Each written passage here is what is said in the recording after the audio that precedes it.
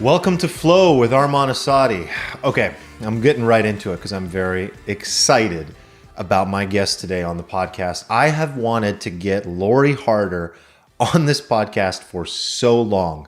So very quick intro on our relationship, how we know each other, and a little bit about her, and we'll get right into it. So first of all, Lori Harder is a huge public figure. She's the best-selling author of A Tribe Called Bliss. She has a very, very popular podcast with something like 25 million downloads, Earn Your Happy. She is a social media figure and public figure in general, and an inspiration to tons of people around the world. She's built an incredible tribe, and she's an inspiration to me. She's an inspiration to the women that she leads, but most importantly, she is just someone who I absolutely loved flowing with today and learning from. There was such an open, vulnerable conversation, and I absolutely loved it. Like, this is honestly what it comes down to for me, is being able to have these intentional conversations with people like Lori, who have so much amazing experience as human beings, as entrepreneurs, as leaders, and there's just so much to extract from conversations like this. So Lori is actually a former client. Lori was introduced to me by our mutual friend, Lewis Howes, host of the School of Greatness podcast. And Lori and I worked together on a project, no pun intended, Bliss Project, and which is one of her products and projects and live events. And I helped with the copy and strategy for this launch, and it was a huge success. And really enjoyed working together. And she has an amazing team as well. So it was awesome. But it's been a few years since then, I believe, like quite a while. We've kept in touch here and there, but this was really the first time we were able to just dive in on a more personal level and have such a nice, deep conversation. So I really enjoyed it. With that said, just a quick note, go check out my free masterclass training. If you are an entrepreneur, if you're a business owner, if you're a freelancer, I have a free masterclass I put together with Founder Magazine on copywriting. It goes through my 10-step framework. So very relevant to what I'm mentioning here today, since the work I did with Lori Harder was around copywriting. And I think a lot of you listening will be able to extract a ton of value from this. It's a really cool, high production, beautifully put together masterclass. Just text me #masterclass and I will give you the link. I'll send it back to you automatically. Just shoot that text over to 619-825-2595 with #masterclass, or just go directly to this URL, Assadi, that's my last name, ASSADI.me/masterclass, and that'll get you access to the masterclass. With that said, the incredible, the wise, the brilliant, the wonderful Lori Harder. Let's do it. Well, Lori, I seriously appreciate you making time. You have a life. You're an incredible entrepreneur. You're running all these businesses. There's so much going on for you this year. And I know we've been intending to connect, but seriously, truly appreciate you making time for me. It means a lot. Oh, I'm so grateful for you having me. Thank you for having me on the road like this with a potential, who knows what the connection will be, but we prayed to the connection gods already. No, this is the way it is. This is your life right now. This is great. Well, actually, that reminds me. I mean, honestly, one of the things I wanted to kick off and hear about is just this year has been an adventure for everybody. Yeah. And you're literally adventuring. So I'm curious, across the overall landscape of how things have been going for you, what have been some of the joys lately? What have you been really just enjoying in terms of the way that you've structured your life or the things that you might be doing lately? Well, I feel like in order to answer this question, I have to first tell you that, yes, I think we have to look at the things that had happened to, not only has it always been something that Chris and I have always leaned into, is trying to find the silver lining and trying to find the joy in every single thing, whether it's, something really challenging or a lesson. If you're an entrepreneur, you're signing up to solve problems. You're signing up for more challenges than most, right? Because your job doesn't end at 5 o'clock. It's just, sometimes it just starts. So first I want to say that the joys that we're finding are in part a large part of the beginning of this year and experiencing a lot of loss. So Chris and I, Chris lost his dad this June, which was his best friend. We lost our dog of 14 years, like a couple months before that.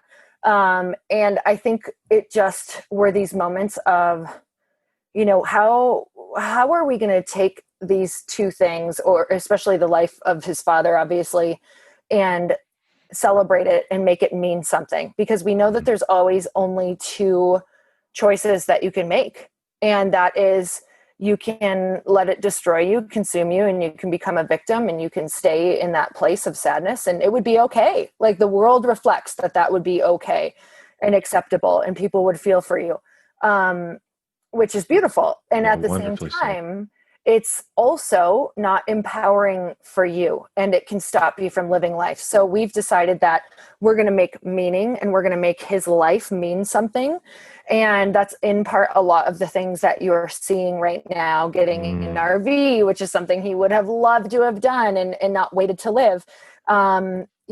Just rearranging our lives so that we are doing things that are truly reflecting our priorities first. And that is, our relationships, family, God, pouring into people, whatever that looks like, and not signing up for old beliefs, like catching ourselves whenever we're in an old way of, I had a lot of old beliefs when I was going on the road in the RV, because I'm very, very, I like to be very rooted. I'm very I love my rituals can also, while they keep me really grounded, they can also start to imprison me, because they can keep me from Yes. experiencing really incredible things. So for me, I had to break the old ideas and beliefs that I had to be in one place and have all my things and make sure I had great Wi-Fi and, everything was in perfect place in order for me to start building this new company and go into this, raise that I've never raised money for a company before. And what is this going to look like? And oh my God,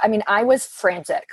Yeah. And when I get that way, I am not fun to be around. I'm snappy. I'm anxious. I do this weird passive aggressive, blaming and backhanded saying well, if you didn't want to do this, I could be at home doing this. And it's not Oh pretty. boy. So Yeah. I I know I exactly what you're really, talking about.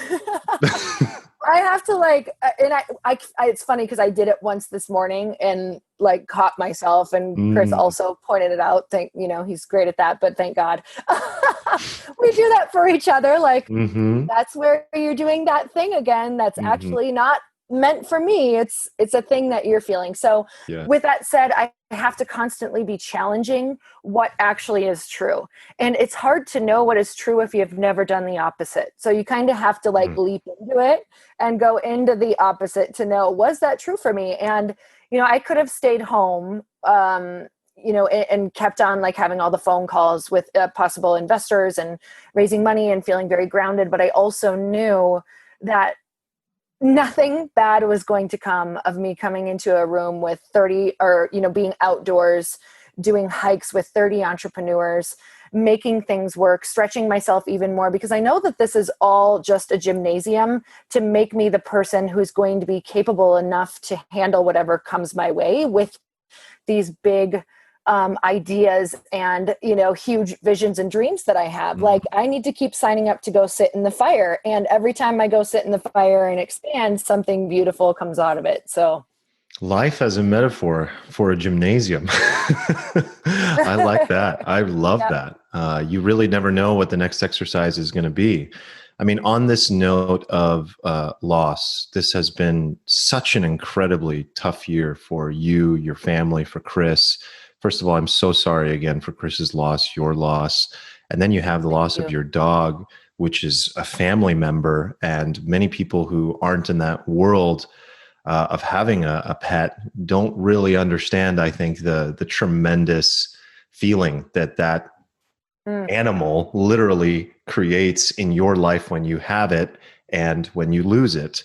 And so when you add in all of these various forms of loss and grief, and you look at this year, even on a macro level, I mean, everyone is experiencing a form of loss, Mm-hmm. tremendous trauma, loss of identity, loss of ritual, loss of safety and security. And then you look at your life, as we're talking about, for example, on a micro level, you have all these other additional challenges that you're going through. Um, it sounds like one of the things that you have done successfully is to create meaning out of the grief and the loss.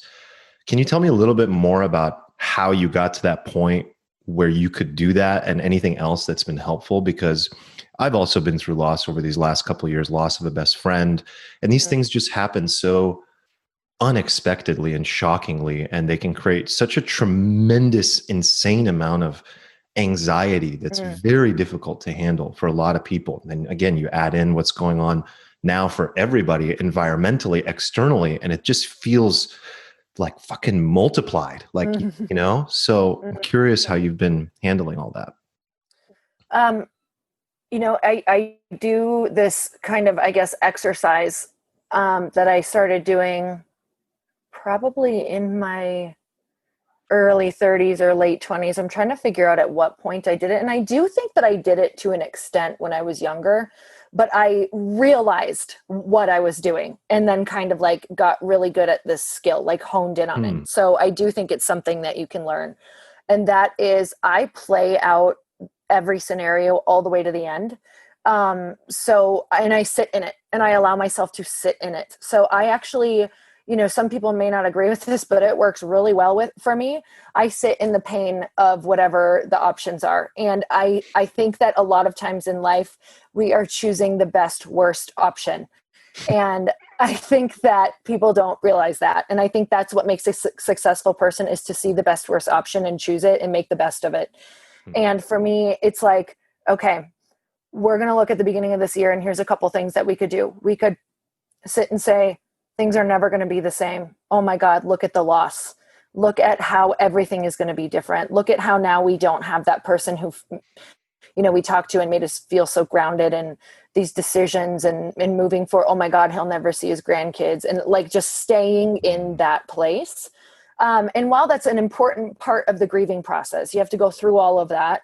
You have to say all of the things you're sad about. You actually sometimes anger is a beautiful next step of grieving, because now you're getting into this place of just like, it's moving. Grief is moving. There's movement, which means you're moving into another level. If you kind of just get angry, like, we got gypped. This is so sad. Like, this is not the life that we had been envisioning and building towards, like, all of those trips and these parties that we had planned for them, and just all of these different things.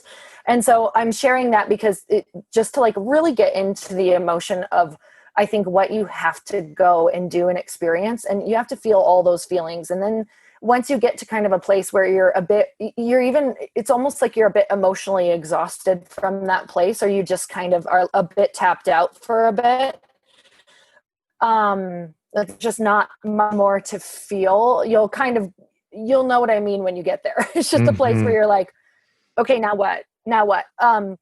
And that's the place where you go, okay, what's my other option? Like, how can I make this something empowering for my life? Because guess what? Life is going on. We have life left to live. Yeah.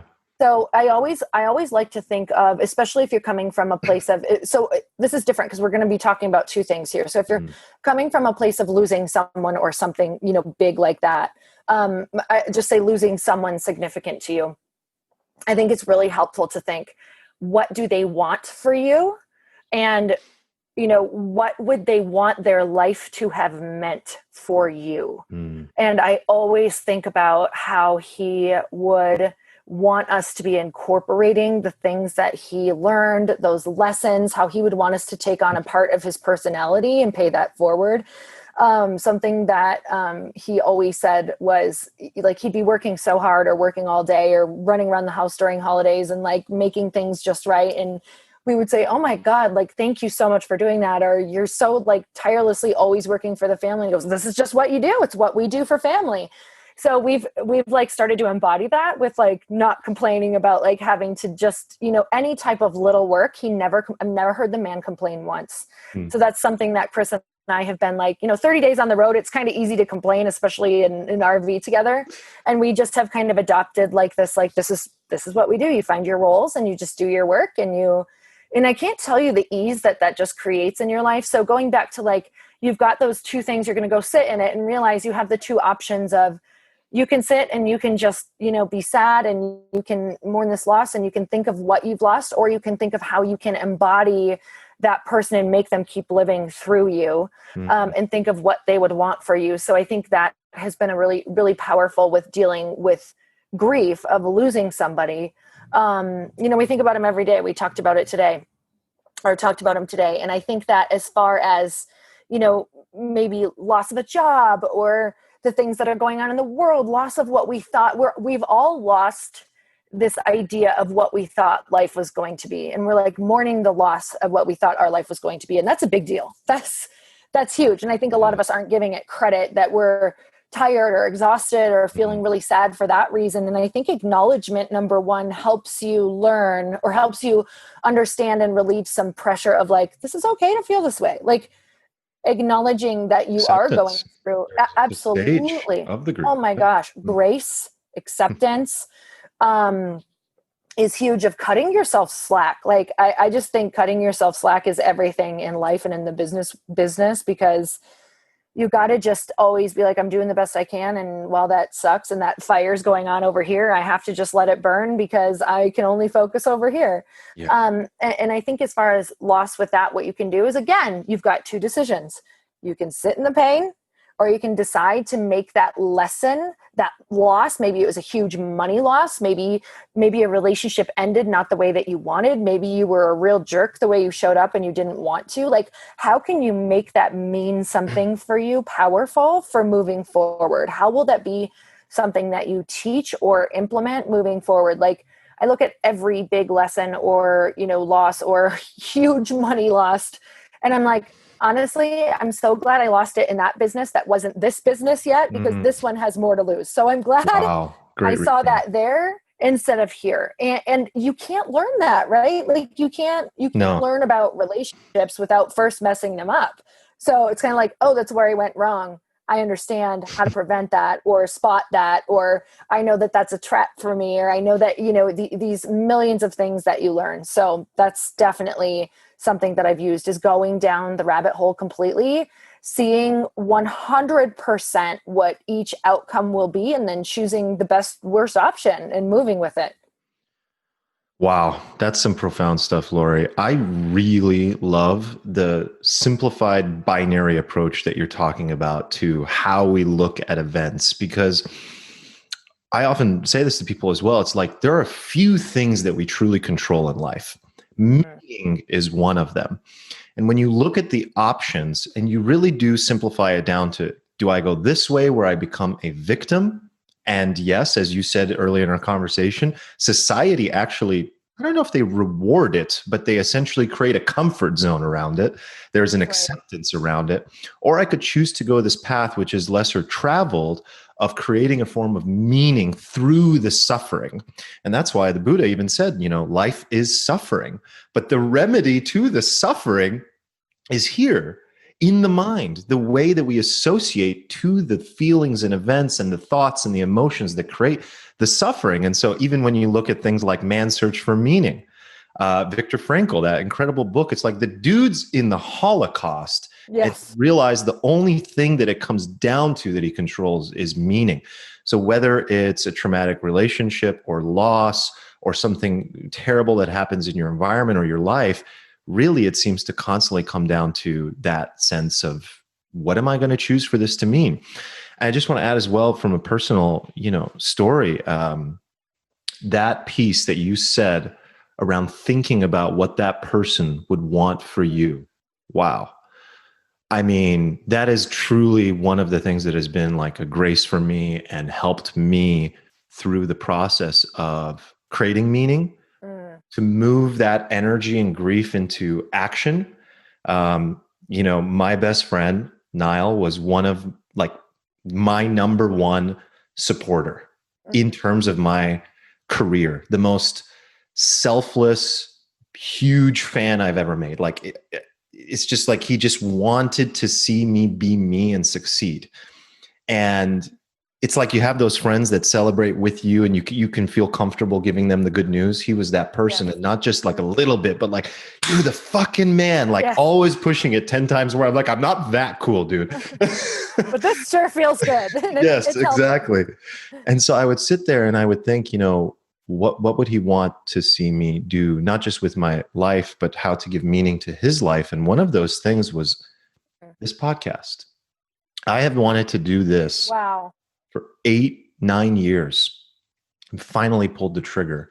And it provides that deeper meaning and reason to get up and do it, knowing that in my heart that this is what I should be doing. And not just that, but it's almost like a constant message from him, because you can still hear that person's voice if you really tune in. Yes. At least I feel I can, because I don't want to say that for everybody, because it's different for everybody, and loss is a very challenging thing. But with the tragedy, especially in the way that it happened with him, still there, I have tried to find that meaning. And that doesn't mean that there wasn't an insane level of grief and anxiety and trouble and depression that came as a result of it. One of the things that you've been very open about throughout the years is your relationship with anxiety and mental health. And you've served as such a leader and inspirational figure for so many people, women and men, myself included. Mm-hmm. What is your relationship with it like now? What are the things that you've been thinking about lately when it comes to mental health and anxiety? Well, this morning I thought I really need to stop having 2 cups of coffee because that's flaring it up again. I'm on number 2. I literally was like, all right, Lori, what's the addiction here that you're liking this, I like that jolt of like that, you know it's what I'm so talking good. about? It's so fucking good. It's so while I hate it because then I get like frantic and I'm like, I need to be doing this. I'm not doing enough. Oh my God, I should have been doing this. Or like, I can't believe this isn't done yet. And they're going to I know that's not the case. I know that is just cup number 2 talking, but at the same time, this is all really real stuff. These are conversations I have in my head of like, okay, you know that you're a bit like your anxiety is starting to peak up again because you're doing something new. So why don't you support yourself around that? Like the second cup of coffee is not actually the way you support yourself. Maybe if you really want to support yourself, you'll start by even switching to tea even 2 days a week, like just like a caffeine-free tea, and try it. Just like try it on. Because I've never been that person who's like, I'm going to switch to tea or go vegan. Like that shit takes me a lot of time. And usually I find some sort of balance in the middle. So like on a day where I know that maybe I have a lot of calls or maybe I'm feeling a bit of pressure, like maybe I wake up and talk to myself. I do a lot of talking to myself. Things that have really changed my life are like inner child work with somebody. I'm like really kind of like seeing what is actually going on. And for me, I think the anxiety comes from, past experiences. So I also want to know how to support myself around those past experiences, and how to support myself now. So I think when I'm feeling a certain way, anxious, and a lot of everything else stems from the anxiety. So when I'm feeling anxious, I say things like, how can I best support myself? And those answers are usually like, okay, don't have that second cup of coffee. That's going to be a starter because you know that anxiety, impacts your nervous system in such a big way. Guess what just like sparks it is caffeine. So be aware of that. I know that my anxiety is really, really goes up if I've had, maybe too many drinks the night before or sugar, like those 2 things. Yeah. Not feel right. Anxiety. Yes, it's the worst. So It's I know the if I have worst. a big week, I'm like, you know what? If you want to like enjoy your life, you're going to just like pull back a little bit and take a second here and maybe just find some balance or walk away, or like what else can you go and choose instead? So those are huge things for me. And those are like on the very physical right away, what you're going to sense. So those are things that are in your control that you are going to feel the next day.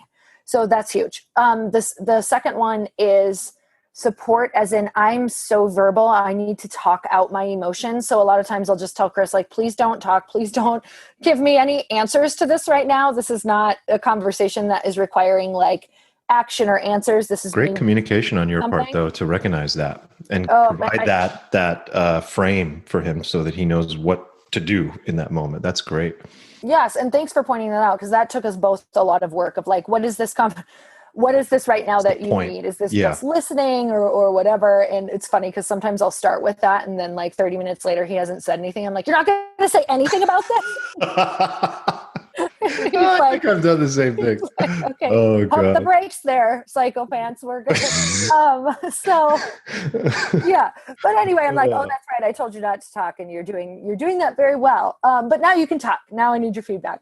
So it's funny, it's just we've been together so long now, it's just, Oh, but I think very similar. that's such a great Yeah. insight into to how things like work and look, no matter how long you've been doing this. And I need support around like being able to verbally speak things out. And then also it's really big for me to get someone outside of my relationship, like a good friend or someone who's been there, that I can go and kind of go and talk it out again, because I was born to somehow want to say things 10 times over, Mhm. and until I find my answer and feel good about it. Like, okay, I'm not quite there yet, but I almost feel complete.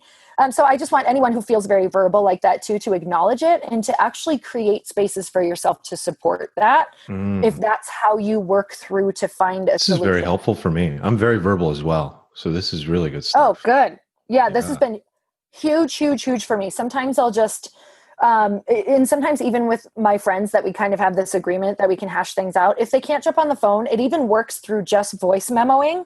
I'm like, Mm. I'm about to voice memo you for 5 minutes and I just need to get it out. And you can give me a 30-second voice memo back. That's been super, Mm. super powerful for me. Wow. I would never have considered that even, because sometimes I think, anxiety is not to oversimplify, but in my experience, sometimes anecdotally, it just feels like pent up energy that needs to Yeah. move.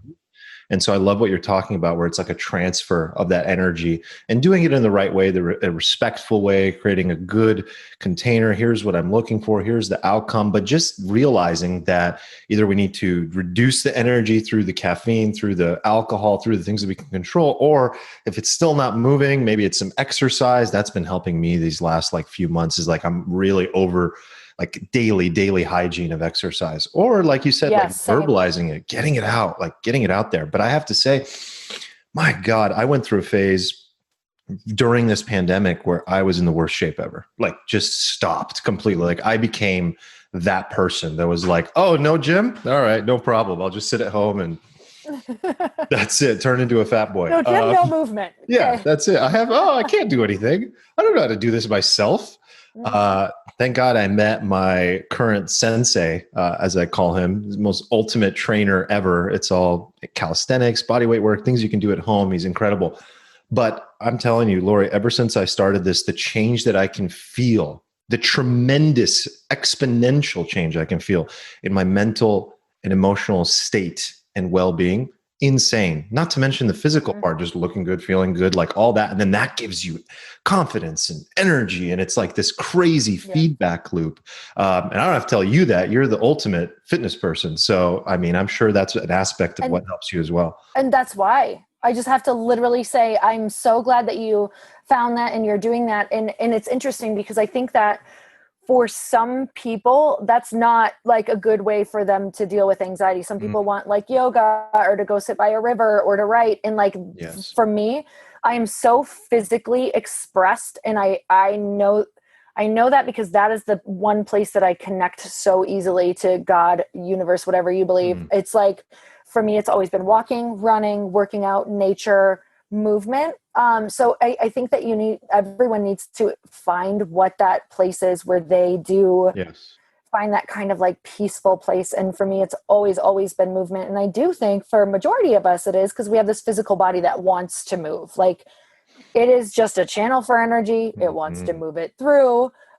So yeah, on top of all of the things that I said, I 100% was just like amening the whole time while you were speaking Mm, about movement, because I will tell you, if I don't move in the morning, it will usually around 10 or 11, I'll just explain the feeling because I feel like I'll have people resonate with me.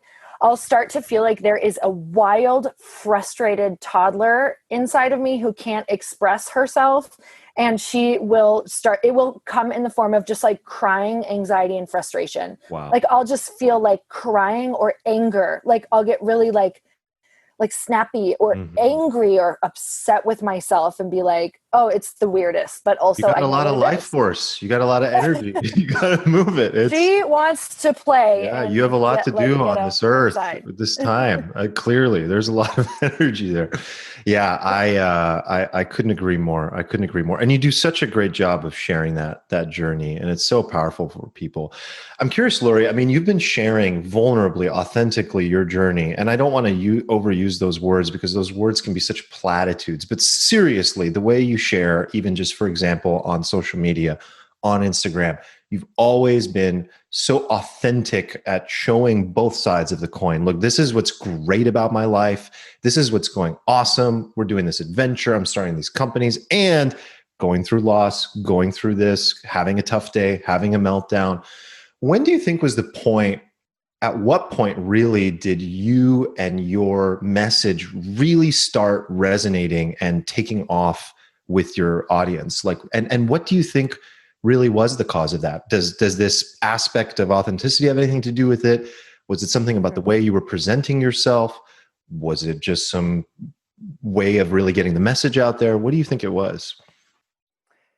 Um, Honestly, I can kind of trace it back to always having big dreams when I was a kid, and being so different than the people who were being portrayed as the ones who were achieving their dreams. Mm, And I remember counting myself out, like thinking, like completely benching myself because I thought, well, I don't have that education. I don't have that family. I didn't start. I used to want to be like a dancer, a gymnast, a singer, something, some sort of performer. And I was like, well, I never started that until I was, 26. I didn't really start mhm. getting into like this whole fitness world. So I started counting myself out a bit, but I noticed I had this moment of like, I cannot be the only person with these massive dreams. I'm not the only underdog who, was homeschooled through high school and comes from, a family that looks maybe financially struggled and was not successful whatsoever, and was overweight, and like there's still a way to achieve, there's got to still be a way to achieve this with coming from a completely different background that I'm seeing. Because let me just say, like, in the 80s, 90s, and before that, it was always portrayed like I would read fitness magazines because I started reading fitness magazines at like 12 and 13 years old.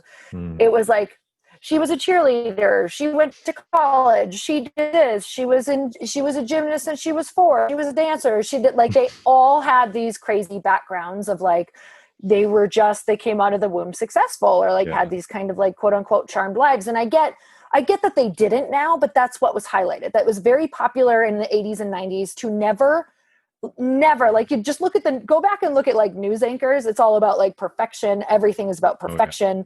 Music videos, TV, magazines, everything is airbrushed. Was all a facade. And so that's what I grew up looking at and thinking. So for me, I had this moment in my 20s where I was like, I have two options for my life. I can continue to think that I got the short end of the stick and this is not for me. And I played that scenario to the end, and it ended in just a lot of pain and tears. Mhm. And like when I sat in that, like I sat in some long, long, long, like, I guess I didn't know I was meditating at the time, but like visualizations of just Mhm. like, what does this really look like?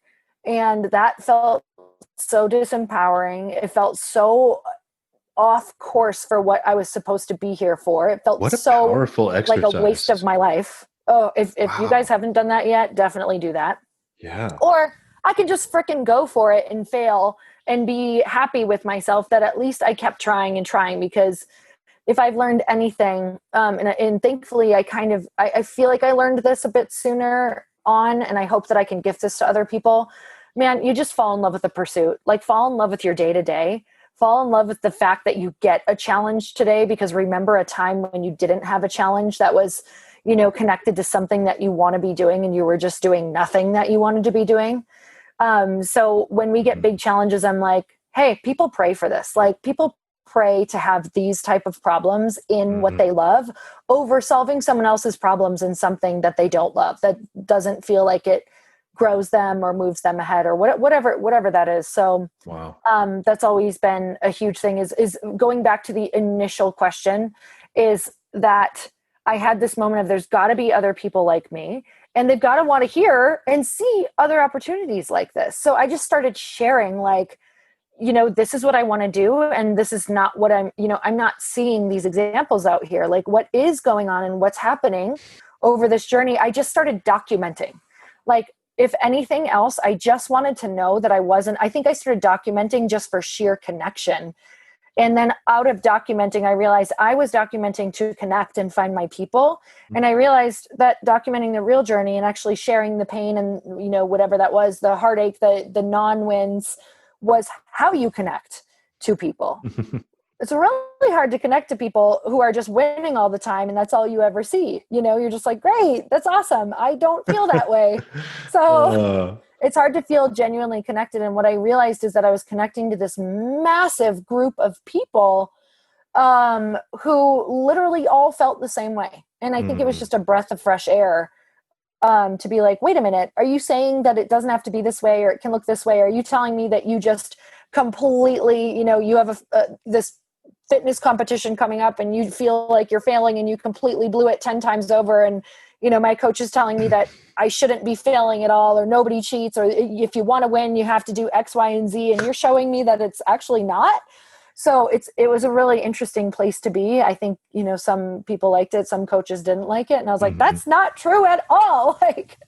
So I think that's learning that, look at how you connect with people. Like, actually think about when you connect with people. And for me, it's when people are vulnerable with me and share something with me, on a human level. And that's where I truly feel connected. And I will say, that took me a really long time to connect in person with people. I learned how to connect online.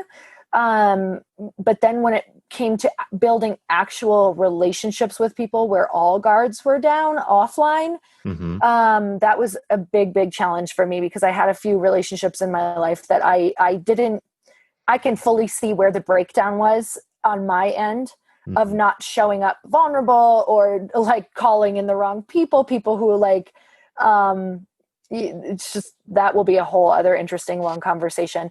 But what I'm trying to get to is saying I had to learn true in-person vulnerability. And that was extremely challenging, because I was afraid of women. I was afraid of friendships. I was afraid they were going to gossip, stab me in the back. I didn't believe that women could be truly happy for each other when they won, in life. So that was another thing, like, if I'm going to be a leader, I have to separate myself. That was really isolating and lonely. And I didn't challenge that belief, kind of like what we talked about in the beginning, until I just couldn't stand how lonely I was. I was achieving goals, but I was crying all the time. And it was flaring up my anxiety, and it was flaring up different ways of me coping with, anxiety, with like binge eating and different things like that, binge drinking. And I was like, well, I think I'm accomplishing what I want, but I'm lonely as hell. And it wasn't until I really started to create spaces for myself to get this like human connection and fulfillment. And when I really started learning how important that was, not just for humans, but especially for women to truly connect, and have these safe spaces to share. It's exactly like you talked about, like how energy will just it will feel like it is combusting inside of you if you don't move it through you. It's like an implosion. Yep. Totally. It's crazy. There's so many of these beliefs that are perpetuated. Like the one you just said is such a common one I've heard before. I don't believe that other women can win with me or cheer for me.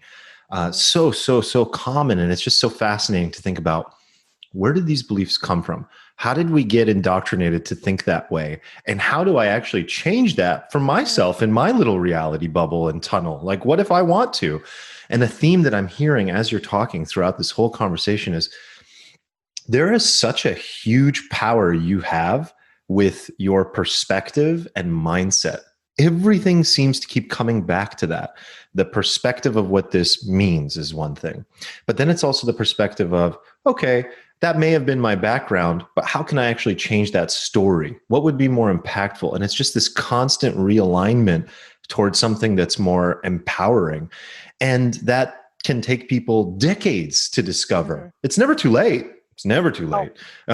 and But definitely start now. yeah, Yeah. yeah, exactly. Like Mhm.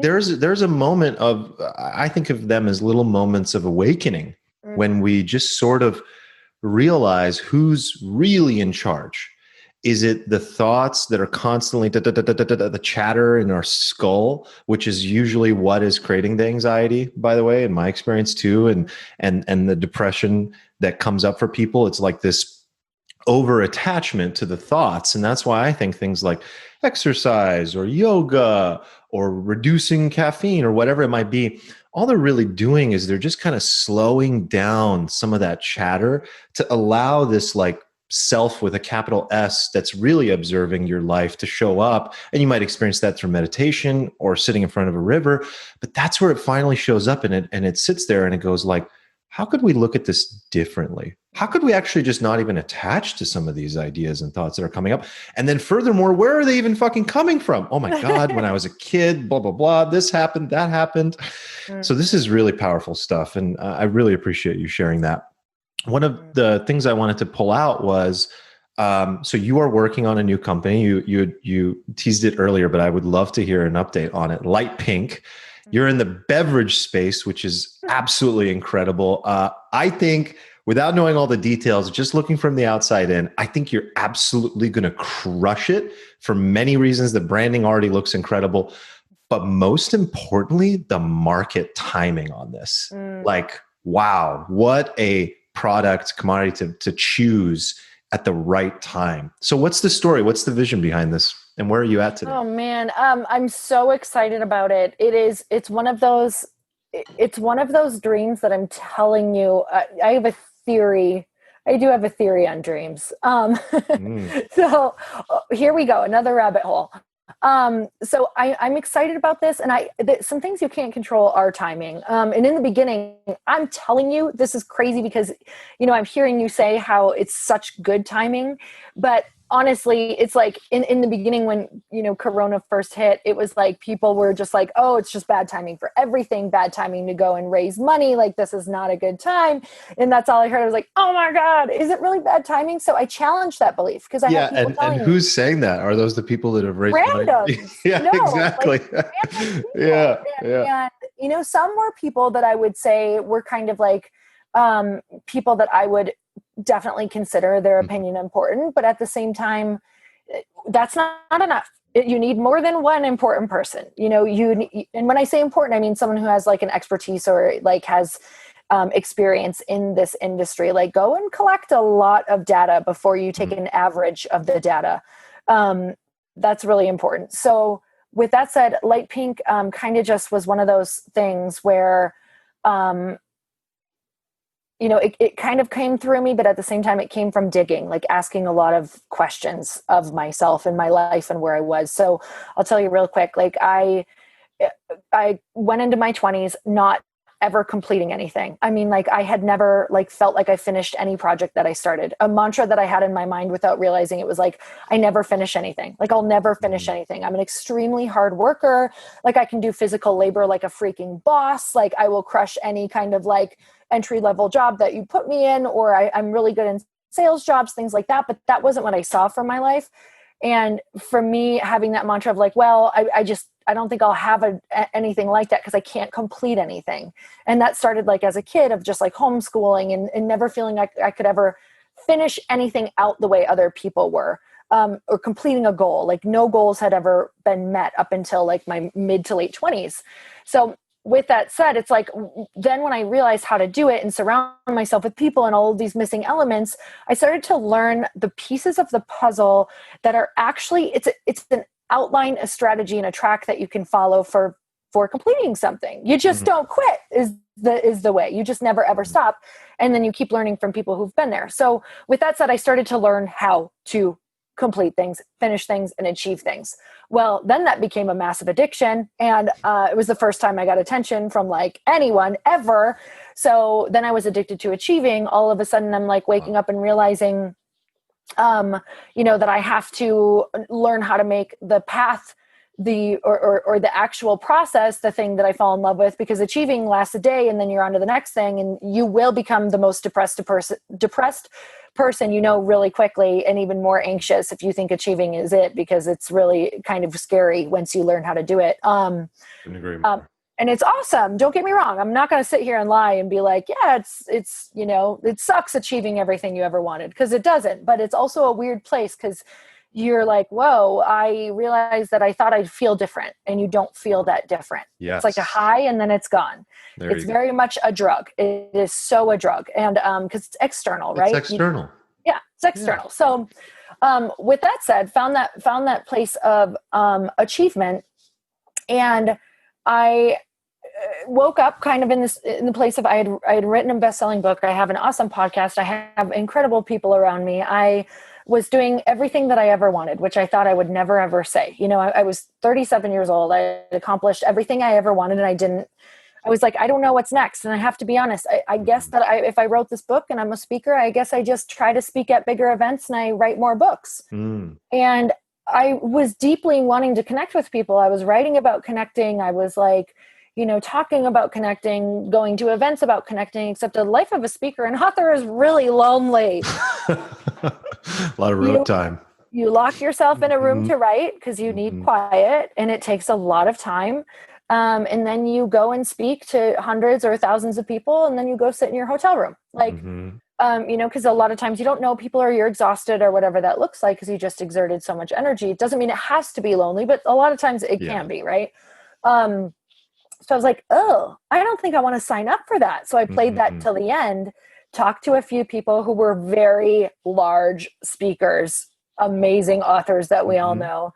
And while I think that is their path, I really looked and asked what their day-to-day felt like. And that is not the day-to-day. You got the data and you were like, that's not mine. That is not what I wanted. So then I was in a place of like, holy shit, I don't know what I want. And that was really scary. And that lasted a while. Really? It lasted about 6 months, but just like 6 months of like bleakness, of just like waking up and not, it's crazy because I don't really like to share it, but at the same time, I think it's important, because I just shared it the other day and a woman was like, oh, I'm so glad you shared that, because I'm feeling that way. And I felt shameful about it because my life is so good that I was waking up like no energy. I wasn't excited about the things that I wanted to do. So with that said, I asked the question, if I had all the money, all the time, and all the network in the world, what would I be doing? And we call it stupid idea time. Our friends Rob and Kim Murgatroyd just kind of coined that phrase, and we use it all the time. It's changed our lives. Like, stupid idea time. If you had all the time, all the money, all the network in the world, what would you be doing? And I was like, I'd be connecting with other women. I'd create some sort of product that like gave back to them. I'd create something where women could invest, and I could create millionaires out of women and teach them about this process along the way so that they could do it. But also have like a super fun product that's just like really lighthearted, but attached to a cause. Women are already connecting over cocktails. I'm obsessed with champagne. Maybe it'd be like a champagne product.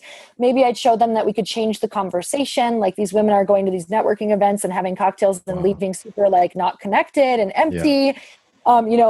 Maybe they're drinking too much, feeling too heavy. I'm like, maybe it'd be like a light drink, and it would connect women and it'd give back, but it also have this whole like underlying purpose behind it of like educating women on how we can support each other's dreams, and maybe don't have to reach outside of our network, or maybe we don't have to go and ask our, friends, husbands, friends, or whatever that looks like. Cause I very well could have funded this that way really, really quickly. Right. But I want women to be like, I want them to be privy to this conversation. Like, it's so important to know that there's other ways to support and make money that is like a large sum of money, so that we can start making even bigger impact than maybe we even imagined. And this is definitely one way to do it. While it's very high risk, it's also very high reward. And that's where Light Pink came from. And I'm just excited because I think that I created an obsession worthy product if you like wine.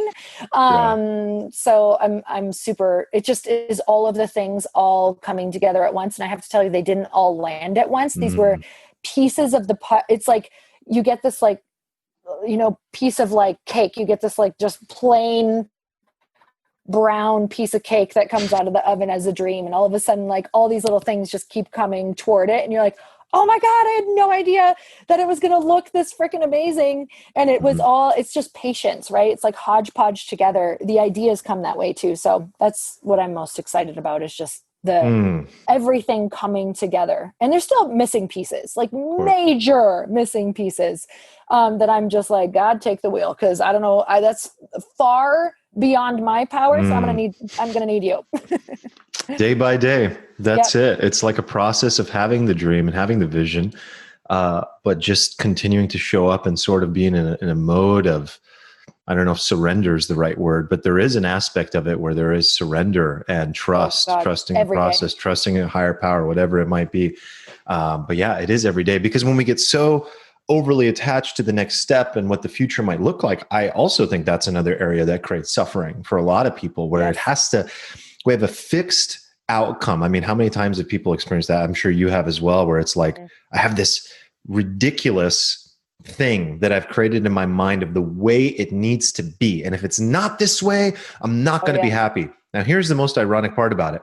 You end up getting it even the exact way you wanted it, and it's not very fulfilling because it's external and it's fleeting and it's transient. So you still, even if you get it exactly the way you want it, it's kind of like bullshit. And then and then along the way, you're suffering because it's not going exactly the way you want it. And I think that's one of these things that's like, God, where's the school to just sit down and teach you these little things? Because life is not about that at all. But I do want to say what you are creating, absolutely amazing. I'm so excited for you. There's so much good in it. It's just injected with goodness and fun and helping and meaning. And it's just a wonderful thing. Of all the projects, businesses, podcast events you've done, programs now like Pink, they're all external, of course, and they're all achievement oriented, but which one would you say so far has been the most impactful, and which one's the most fulfilling? I mean, right now I feel like this is, because I feel like everything was for this. Yeah. I love that you're using your experience too to tie it all together. I could not have, and thank you for that. I literally, and that's how it works, right? Like I couldn't have gotten here without all of the other things. And now I know I'm supposed to move into this next chapter to be another example for women, to show them you can completely pivot.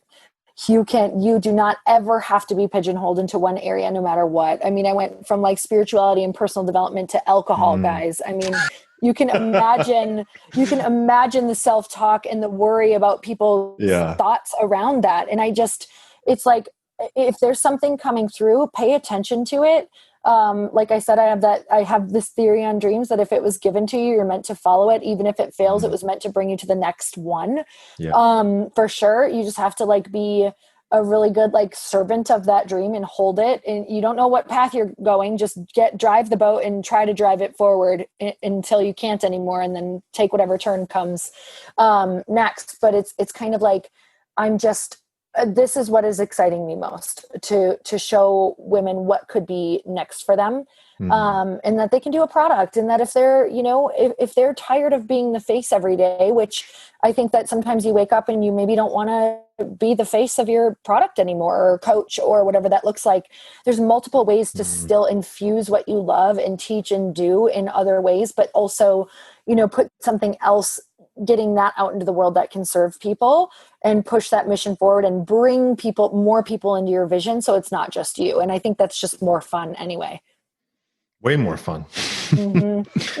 Lori, I can't thank you enough for this. This has been such a pleasure. Just as a final thought, do you have any final thoughts in general? And do you have any asks for the listeners? Anything that they can do for you, how they can support you, anything at all? Oh, I'm just so grateful you had me on. You got me really rooted into I think it's important. Like I said, I'm so verbal, so this always roots me into the dream, and I have a big week. So thank you for that. This was a total gift. You're welcome. And I'm just so excited that you followed this with podcasting, because I think it's already, I'm sure I can tell it's already kind of rocked your world, and for your friend and all of those things, this will be such a huge gift. So I'm glad you're doing that. And Go follow at Drink Light Pink. That would be a huge gift for me. Or go sign up to the newsletter at lightpink.com so we can tell you when you can order the drink online and just find all the cool things that we're going to be doing with it. Amazing. Amazing. And I'll definitely link to everything that you mentioned in the show notes, to your website, to your IG, all your social and everything. I absolutely recommend everybody listening, go give Lori a follow. She's wonderful, as you can tell. Big hug, Lori. Thank you so much. I really appreciate you. There it is, my friends. That's a wrap. My conversation with Lori Harder. So incredible. Thank you again, Lori, for being on. Thank you for listening. Make sure you're subscribed to the podcast on Apple, Spotify, wherever you're listening. Hit the subscribe button. You'll get updates on my future episodes. And if you haven't left me a review in Apple, please do. They mean a lot. They help a lot. And I love reading comments from people and listeners. It just helps me continue to kind of fine tune this process as we're still kind of in the early stages, first 50 episodes. But things are really ramping up, and these comments and this feedback and support means a lot. So please do that. And last but not least, show notes and everything you'll ever need are at armanassadi.com, or arman.blog gets you to the same place. Click on podcast, you'll see everything. Plus my flow kit as well. Check that out, my flow resources on the resources page. Thank you so much. Much love to you. Take care of yourself. Peace.